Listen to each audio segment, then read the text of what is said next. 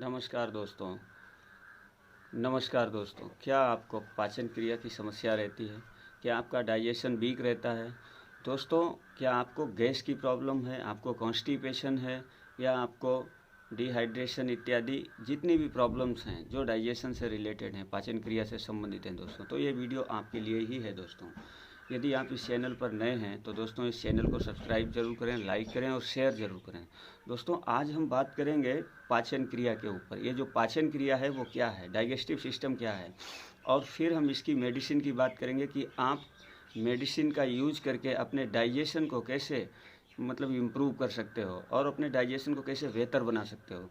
तो दोस्तों, अगर आप इस चैनल पर नए हैं तो मैं आपसे फिर से कहना चाहता हूं, आप इस चैनल को सब्सक्राइब करें, लाइक शेयर ज़रूर करें, ताकि आपको इसी तरीके के नए नए वीडियोस मिलते रहें और आपका स्वास्थ्य अच्छा रहे, स्वस्थ रहे, मस्त रहे।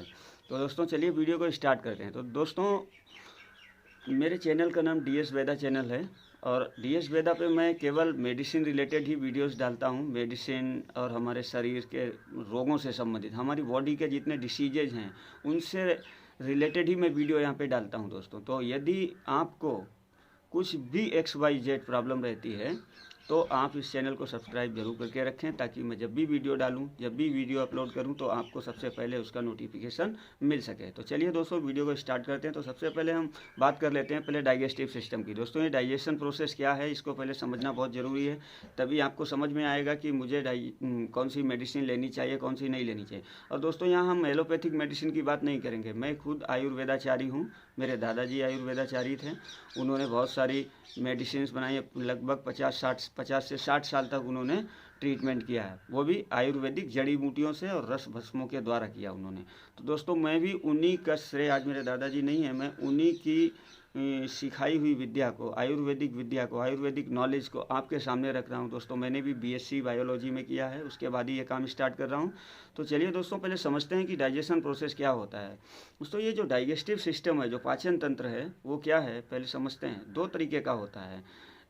कोई पूछे कि how many types of digestion, तो डाइजेशन दो तरीके का होता है। एक मैकेनिकल प्रोसेस होता है, एक केमिकल प्रोसेस होता है। मैकेनिकल को आप ऐसे समझ सकते हो कि मैकेनिकल प्रोसेस जब हम दांतों के माध्यम से उसको चबा करके भोजन को, जो हम लोग खाना खाते हैं और मुंह में डालते हैं, तो मुंह में जाने के बाद जो हम दांतों से उसको पीसते हैं, तोड़ते हैं, तो ये मैकेनिकल प्रोसेस है। उसके बाद दोस्तों, हमारा जो भोजन है, जो हमारा खाना है, वो हमारे ईसोफेगस के थ्रू, ईसोफेगस मीन्स होता है जो ग्रसनी होती है, ग्रॉस नली, जिसको फूड पाइप भी बोलते हैं, फूड पाइप के थ्रू हमारे कहाँ पहुँचता है, हमारे आमाशय में पहुँचता है, मीन्स स्टमक में जाता है। इसको आयुर्वेद में जठर बोलते हैं। ये जठर पेट में जाता है।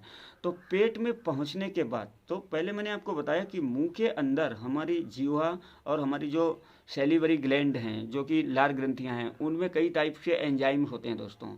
तो आपको मैं एक एक चीज़ का व्याख्यान नहीं करूंगा, लंबी बात ना करके मैं छोटे छोटे प्रोसेस में ही आपको डाइजेस्टिव सिस्टम के बारे में बता रहा हूँ। तो वो जो लार ग्रंथियाँ हैं, वो हम जितना भी मुंह में खाने को चबाते हैं, मीन्स तोड़ते हैं, तो तोड़ने के बाद वो क्या होता है, उसकी एक लुगदी सी बन जाती है। काइम प्रोसेस करते हैं हम उसको, काइम में कन्वर्ट कर देते हैं, लुगदी बन जाती है।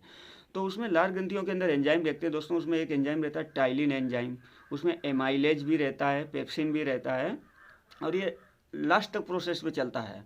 तो ये जो टाइलिन एंजाइम है खूब, और पेप्सिन, एमाइलेज, ये सब लाइपेज एंजाइम, ये सब क्या होता है, लार ग्रंथियों द्वारा यानी सेलिवरी ग्लैंड द्वारा सीक्रेट होते हैं और हमारे भोजन में अच्छी तरह से मिक्स हो जाते हैं। फिर फूड पाइप के थ्रू जो खाना है वो हमारे आमाशय में आता है। आमाशय में क्या होता है दोस्तों, वहाँ भी एक तो हाइड्रोक्लोरिक एसिड रहता है, जिसको अम्ल रस बोलते हैं, और उसमें रेनिन एंजाइम होता है, एक उसमें पेप्सिन एंजाइम होता है।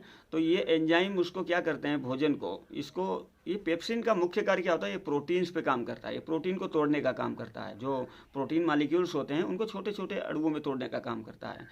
तो चलिए दोस्तों, आगे चलते हैं, और फिर भोजन हमारा वहाँ पचता, पाचन, डाइजेशन शुरू होता है वहाँ पे।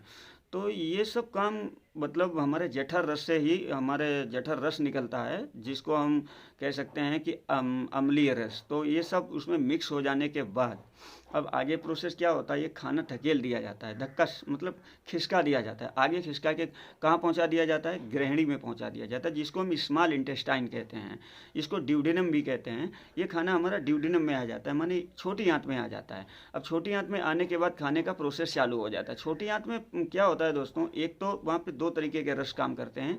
एक तो पैंक्रियाटिक जूस काम करता है। पैंक्रियाटिक जूस का मतलब होता है अग्नाशयी रस, मतलब जो अग्नाशय होता है हमारा, अग्नाशय से जो रस निकलता है उसमें दोस्तों एंजाइम्स रहते हैं। तो वो क्या करते हैं, वो आकर के छोटी आंत में मिल जाते हैं। और दूसरा पित्त रस काम करता है, जो कि लीवर में बनता है। लीवर में बनने के बाद बाइल डक्ट के थ्रू हमारे यानी जो मतलब पित्तवाहिनी नली के माध्यम से वो गाल ब्लैडर में आता है, मीन्स पित्ताशय में आता है। पित्ताशय से वो क्या होता है, थोड़ी थोड़ी मात्रा में, जितनी मात्रा चाहिए वो हमारी ग्रहणी में जाता है, मीन्स ड्यूडेनम में, आई मीन स्मॉल इंटेस्टाइन, छोटी आंत में जाता है। फिर वहाँ पर उसका एलिमिनेशन होता है, मीन्स खाने को अच्छे से वो पचाते हैं, मतलब डाइजेस्ट करते हैं। छोटे छोटे मालिक्यूल्स में तोड़ देते हैं, बहुत छोटे छोटे मालिक्यूल्स में तोड़ते हैं, जिनको एमिनो एसिड कहते हैं दोस्तों। अमीनो एसिड का अर्थ होता है कि जो अमीनो अम्ल होते हैं उनमें तोड़ देते हैं। अब क्या होता है, खाना वहाँ कंप्लीट पच जाता है। पचने के बाद उसमें से जो आहार रस होता है, आहार रस को निकाल लिया जाता है, जिसमें क्या रहते हैं, जनरली आप सभी लोग जानते हैं, हमारे भोजन में जो घटक रहते हैं, जो कंपोनेंट्स रहते हैं, उनमें क्या रहता है आपका, proteins, vitamin, carbohydrate, fat, fructose, maltose, इतने सारे मतलब बहुत सारे पदार्थ रहते हैं, तो जिससे हमारा शरीर चलता है। ये हमारा शरीर उन्हीं से मिलकर के बना है। जनरली हमारा शरीर प्रोटीन से मिलकर बना है, सभी लोग जानते हैं। तो ये क्या है कि मतलब जिस खाने में जो कंप्लीट डाइजेशन है दोस्तों, वो हमारा छोटी आंत में ही होता है, स्मॉल इंटेस्टाइन यानी ड्यूडेनम में ही होता है, जिसको ग्रहणी भी कहते हैं। आयुर्वेद में हम लोग उसको संग्रहणी कहते हैं।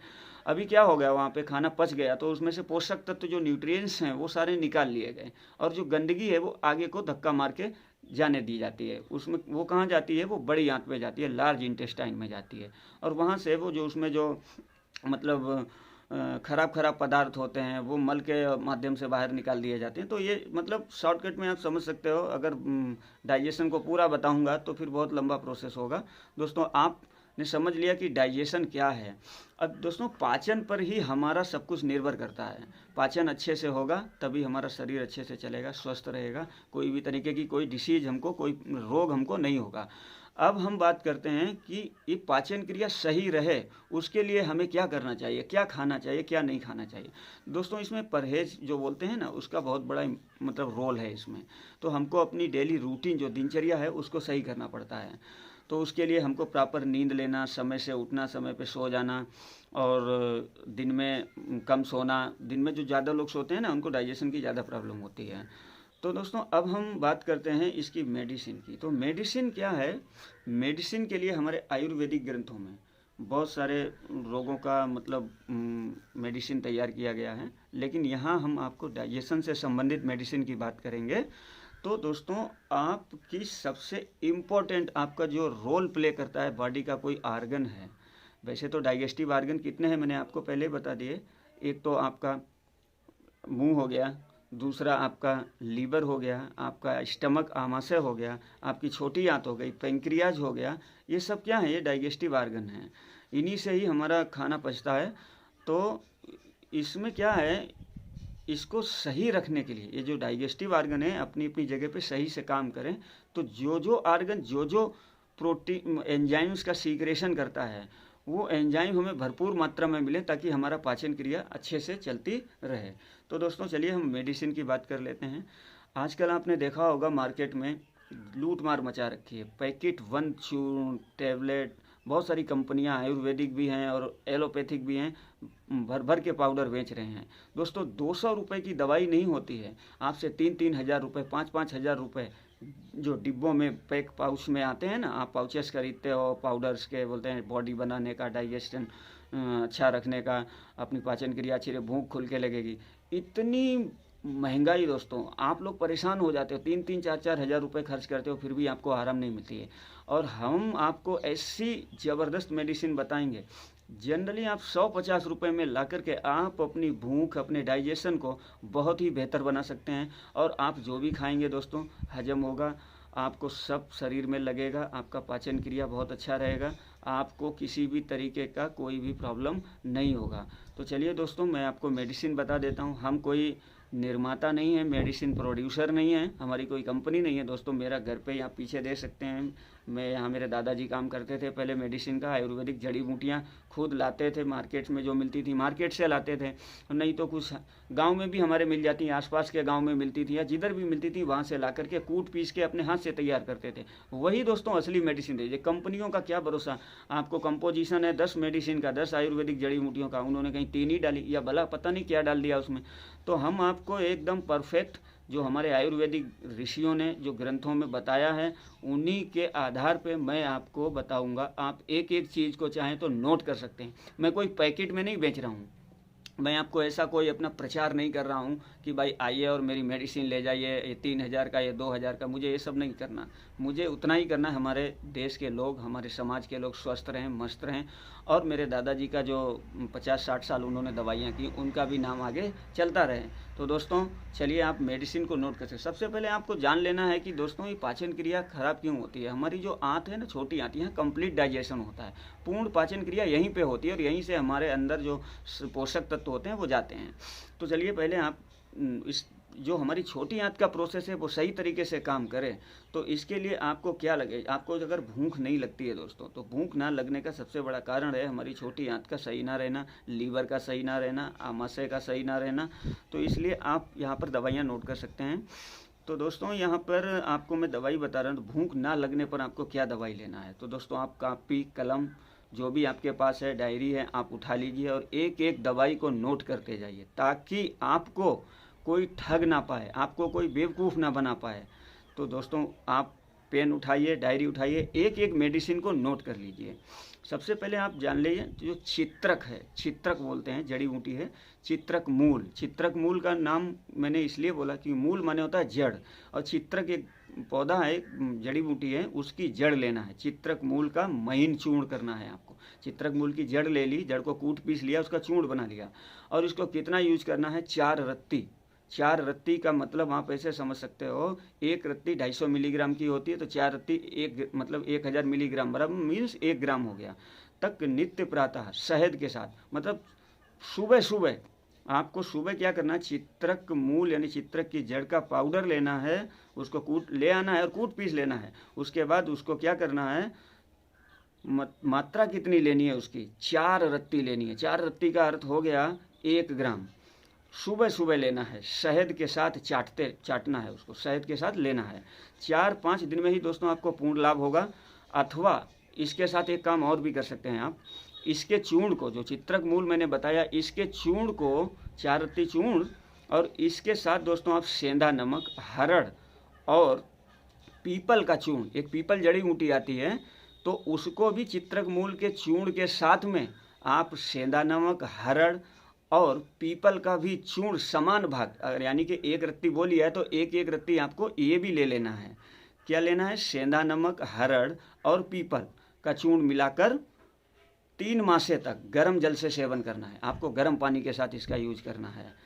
और क्या कर सकते हो आप, इसको गर्म जल से सेवन कर लिया। अब अग्निमांद एक दोस्त रोग होता है। अग्निमांद का अर्थ जिनकी अग्नि मंद हो गई, जिनका डाइजेशन होता ही नहीं है, जो भी खाते हैं वो ऐसा ही पड़ा रहता है, आगे भूखी। जब अच्छे से, अग्निमांद रोग का मतलब होता है हजम ना होना, डाइजेस्ट ना होना। जब डाइजेस्ट नहीं होगा तो वो खाना पेट में वैसा का वैसा ही पड़ा रहेगा, आपको भूख नहीं लगेगी, और वैसा पड़ा रहेगा तो आलस आएगा, नींद रहेगी, आपके अंदर तामस छाया रहेगा, आपको किसी भी कार्य को करने की कोई भी इच्छा नहीं होगी। तो इसके लिए आपको क्या करना है, आपको अग्निमांद रोग हो, ठीक है, तो उसमें आपको क्या करना है, आपको कॉन्स्टिपेशन हो, अजीर्ण हो, ये सब रोग हैं, आयुर्वेद के नेम हैं, आप इनको ऐसे समझ सकते हैं, ये डाइजेशन से ही रिलेटेड हैं। कॉन्स्टिपेशन, कोष्ठबद्धता जिसको बोलते हैं आयुर्वेद में। तो आपको चित्रक, बाइबिडंग और नागरमोथा, इनका समान भाग चूर्ण लेना है। अगर मैंने क्या बोला आपको, आप ध्यान से सुनिए, आपको अग्निमांद हो, खाना हजम ना होता हो, गैस बनती हो, गुड़गुड़ाहट होती हो, आपकी आंतें बराबर ना घूमती हो, आपका खाना सही से नहीं पचता हो, तो उसके लिए आपको क्या करना है, चित्रक, बाइबिडंग, ध्यान से सुनिएगा, एक एक जड़ी बूटी को आपको नोट करना है। चित्रक, बाइबिडंग और नागरमोथा, इनका समान भाग चूर्ण अच्छी तरह खरल कर लें। मतलब जो खरल आता है ना, पहले वैद्य हकीम लोग रखते थे, उस खरल में क्या लेना है आपको, मैंने फिर बता देता हूँ, चित्रक, वाइविडंग और नागरमोथा, इनका समान भाग चूर्ण, अगर आपने 10 ग्राम लिया है तो 10 ग्राम खरल में डालकर खूब घोटना है, खरल से खूब घोट लेना है, अच्छी तरह खरल कर लेना है। और खरल करने के बाद आपको शीशी में भर के रख लेना है। उसमें हवा नहीं बाहर की लगनी चाहिए, ऐसे कैप लगा देने का है, उसकी कार्क होती है ना जो ढक्कन होता है वो लगा देने का, भर लें। मात्रा इसकी कितनी यूज करनी है? 3 रत्ती। 3 रत्ती का मतलब आप समझ सकते हो, लगभग 1 मासा। 1 मासे तक प्रातः शाम, सुबह शाम दोनों टाइम, मॉर्निंग इवनिंग दोनों टाइम आपको क्या करना है, इसको भी शहद के साथ सेवन करते रहने से दस्त लोगों आपको साफ होता है। आपका मल त्यागने का जो प्रोसेस है अच्छा हो जाता है। आपका सुबह सुबह जब बाथरूम आप जाते हो तो आपका मल त्यागने में कोई कठिनाई नहीं होती है, आपका दस्त साफ होता है, आपका पेट अच्छे से साफ हो जाएगा, पाचन शक्ति में सुधार होकर भूख लगने लगती है। दोस्तों इतनी बढ़िया भूख लगी, ये आप इसका एक बार यूज करके देखो। अगर आपको वीडियो में मैंने जो बताया है उससे आपको लाभ ना हो तो तुरंत आप मुझे कमेंट बॉक्स में कमेंट करके बता सकते हैं कि भाई आपने वैद्य जी जो बताया दीपक जी वो हमको पसंद नहीं आया, हमको लाभ नहीं हुआ, उससे हमको कोई प्रॉफिट नहीं हुआ, उसके कोई बेनिफिट नहीं हुआ। तो मैंने जैसा आपको बताया चित्रक, वाइविडंग, नागरमोथा, तो इनको क्या करना है, समान भाग चूर्ण लेकर अच्छी तरह खरल कर लेना है, शीशी में भर लेना है। 3 रत्ती से 1 मासे तक इसको यूज करना है, वो भी सुबह शाम लेना है। और फिर देखो आपका डाइजेशन बहुत अच्छा होगा, भूख खुल के लगेगी, आपको प्रसन्नता बहुत, जैसे जिनका कॉन्स्टिपेशन रहता है, पेट साफ नहीं होता तो उनको क्या होता है, उनको अंदर से ही बहुत चिड़चिड़ापन, बहुत ही बेकार सा लगता है। तो इसको यूज़ करने के बाद आप बहुत ही स्वस्थ महसूस करेंगे, आपको बहुत ही ज़बरदस्त इसका फ़ायदा होने वाला है दोस्तों। तो इसलिए आपको ये नुस्खे को, इन जड़ी बूटियों को ज़रूर यूज़ करना है। और दोस्तों इनका सबसे बड़ा लाभ ये, आप इसको भोजन के साथ मिला के भी खा सकते हो। आप किसी, इससे भोजन भी स्वादिष्ट हो जाएगा, आप भोजन के साथ मिला के भी खा सकते हो। जनरली इसकी जो मैंने सेवन विधि बताई है आपको, सुबह शाम भोजन करने से पहले ही लेना है, हल्का सा थोड़ा बहुत नाश्ता कर लेना है, उसके बाद इसको ले लेना है। दोस्तों चलिए और बात कर लेते हैं, संग्रहणी रोग होता क्या है। संग्रहणी मैंने जो बात की थी ना आपको, स्मॉल इंटेस्टाइन, जहाँ कंप्लीट डाइजेशन होता है, पूर्ण पाचन क्रिया हमारी छोटी आंत में ही होती है, इसको आयुर्वेद में संग्रहणी कहते हैं। इसके खराब हो जाने से दोस्तों क्या होता है, इसमें हमको कभी डिहाइड्रेशन, कभी डायरिया, मतलब अतिसार, पेचिश, कभी दस्त होगा, कभी कब्ज होगा, कभी मल अच्छा आएगा, मतलब कभी पेट साफ हो जाएगा, कभी नहीं साफ होगा, तो इतनी सारी प्रॉब्लम्स होती हैं। तो संग्रहणी रोग में क्या करना है आपको, ऐसी अगर प्रॉब्लम आपको होती है, कभी कब्ज है, कभी पेट साफ हुआ, कभी नहीं हुआ, अरे कभी बहुत अच्छा पेट साफ हो गया तो बोले ओहो आज भाई मज़ा आ गया, मेरा पेट अच्छे से साफ हो गया, आज तो कोई दिक्कत नहीं है। और कभी कभी ऐसा ही भरा रहता है, मल त्यागने की इच्छा बार बार बनी रहती है, बार बार आपको ऐसा लगता है मेरे को बाथरूम जाना, मेरे को बाथरूम, पेट साफ नहीं हुआ।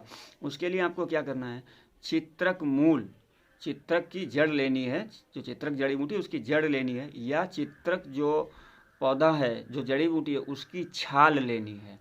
ठीक है, क्या बोला, चित्रक मूल यानी चित्रक की जड़ या उसकी छाल के चूर्ण, उसका चूर्ण बना लेना है 1 मासा तक की मात्रा में। तक्र होता है मट्ठा, छाछ, उसके साथ आपको सेवन करने से लाभ होता है। इतना ज़बरदस्त लाभ होगा कि आप बता नहीं सकते हो। आप कमेंट में मुझे ज़रूर बताएंगे, मुझे आशा है इस बात की। इसी चूर्ण के साथ हरड़, अब जो हरड़ जड़ी बूटी आती है, आपने क्या ले लिया, चलिए आप छोड़िए, मैं जो पीछे बोला वो भी नोट ही रखिएगा, लेकिन इसको भी नोट करिए, चित्रक की छाल का चूर्ण, ठीक है, 1 मासा। और क्या लेना है, इसी चूर्ण के साथ हरड़ और सोंठ का चूर्ण भी मिला देवें। इसके साथ भी हरड़ और सोंठ का भी चूर्ण मिला देने से क्या होता है, कफज संग्रहणी, जिसका बाथरूम कफज संग्रहणी क्या होता है, जिस कफ दोष के कारण होता है। कफज संग्रहणी में मल कैसा आता है, झागदार और बदबूदार आता है। जो लोग मल त्यागने जाते हैं, बाथरूम जाते हैं, तो उनकी बाथरूम में बहुत बदबू आती है, तो वो कफज संग्रहणी होती है। तो इसमें विशेष लाभ होता है। क्या करना है, चित्रक मूल की छाल के चूर्ण के साथ में हरड़ और सोंठ का चूर्ण भी मिलाकर लेने से क्या होता है, कफ की संग्रहणी शीघ्र दूर होती है। इसे हरड़, सेंधा नमक और पीपल के चूर्ण के साथ मिलाकर तक्र के साथ या जल के साथ भी दिया जाता है। ठीक है, और इसमें क्या कर सकते हो आप, हरड़, सेंधा नमक और पीपला मूल, जो पीपल जड़ी बूटी है उसके मूल के साथ, उसकी जड़ के चूर्ण के साथ मिलाकर मट्ठे के साथ सेवन करने से मतलब बहुत ही बड़ा लाभ होता है, बहुत ज़्यादा लाभ होता है उससे। अथवा इसके चूर्ण के साथ हाउ बेर एक गांव में होता है, छोटी छोटी जड़बेड़ी होती हैं ना, उनमें एक छोटा सा बेर लगता है, उसको हाउ बेर बोलते हैं। अथवा इसके चूर्ण के साथ हाउ बेर और हींग के चूर्ण को या पंचकोल, क्या करना है, मैंने आपको सब बता रहा हूँ, एक एक नोट करते रहने का। इसके चूर्ण के साथ हाउवेर, किसके चूर्ण के साथ, चित्रक के चूर्ण के साथ हाउवेर और हींग, ठीक है, मिला लेना है, या पंचकोल मिला लेना। पंचकोल क्या होता है, देखो, पीपल, पीपला मूल, चित्रक, छब्य, सोंठ, ये पांच जड़ी बूटियों को मिला करके पंचकोल बोला जाता है आयुर्वेद में। तो इनको भी मिला लेना है, इनके चूर्ण को मट्ठे के साथ पिलाना भी हितकर है। मतलब इनको भी आप अगर इस चित्रक के चूर्ण के साथ लो, पंचकोल को भी आप ले लो और चित्रक का चूर्ण भी ले लो एक मासा, और मिला करके ले लो, तो आपको कफज संग्रहणी में, आपको किसी भी प्रकार की पेट से संबंधित जितनी भी दोस्तों समस्याएं हैं उनसे 100% आपको लाभ मिलेगा दोस्तों। यदि आपको लाभ नहीं मिले तो आप कमेंट बॉक्स में मुझे लिख करके अवश्य बता सकते हैं, ज़रूर बताइएगा ताकि मुझे भी पता चले। दोस्तों अगर आपको वीडियो पसंद आया हो तो लाइक करें, शेयर करें और सब्सक्राइब ज़रूर करें ताकि इसी तरीके की वीडियो आपके पास आती रहें। धन्यवाद दोस्तों।